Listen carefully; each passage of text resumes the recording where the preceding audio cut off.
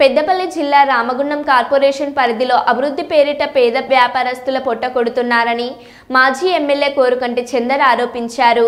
ఇటీవల కాలంలో రామగుండం ఎన్టీపీసీ గోదావరికని ప్రాంతాల్లోని వ్యాపారస్తులకు చెందిన షాపులను కూల్చివేయగా వారికి సంఘీభావంగా బీఆర్ఎస్ కార్యాలయంలోని నిరసన దీక్ష చేపట్టారు.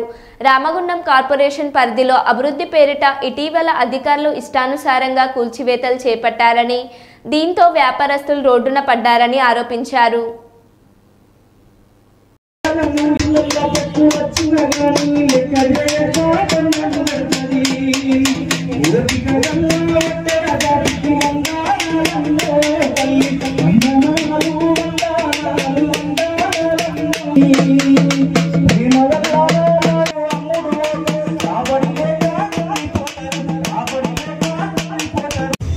అభివృద్ధి అంటే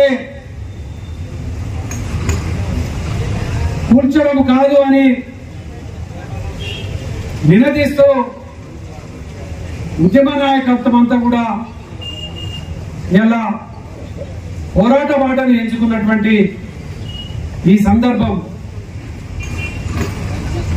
ఎన్టీపీసీలో చిరు వ్యాపారస్తులను తొలగించి ప్రత్యామ్నాయం చూపుతామని చెప్పేసి కాలం గడుపుతా ఉన్నారు. ఎఫ్సిఐ క్రాస్ రోడ్ లో మేడిపల్లి సెంటర్ లో ఉన్నటువంటి వాళ్ళందరికీ మార్కెట్ దగ్గర ఇప్పిస్తామని అన్నారు. మేము ఎమ్మెల్యేగా ఉన్నప్పుడు ఎఫ్సిఐ క్రాస్ రోడ్ లో చిరు వ్యాపారస్తుల కోసం దుకాణాలను కట్టడం జరిగింది. వాటిని ఇప్పటి వరకు సంవత్సర కాలం నుండి కూడా ప్రారంభం చేయనటువంటి దుస్థితి ఇలా కనిపిస్తా ఉన్నది. మరి ఈ పోరాట బాటాన్ని ఎంచుకున్న క్రమంలో అకారణంగా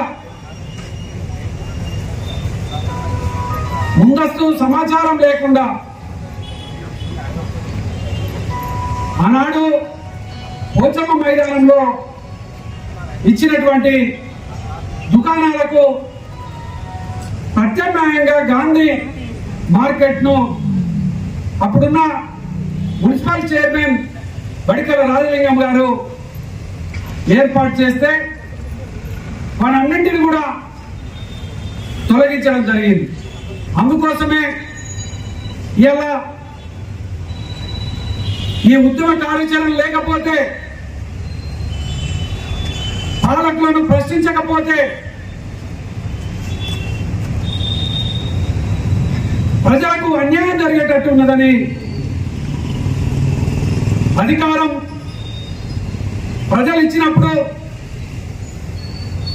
ప్రజలకు ఇచ్చిన హామీలు నెరవేర్చకపోగా ప్రజలను భయభ్రాంతులకు గురి చేస్తూ ప్రతిపక్షాలు మాట్లాడితే వారిని కించపరిచే రీతిలో మాట్లాడుతూ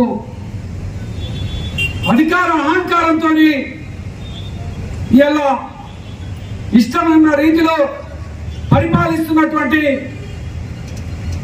ఈ యొక్క పాలనను ఎండగట్టడానికి బీఆర్ఎస్ పార్టీ ఇలా నడుం బిగించింది. ఇటువంటి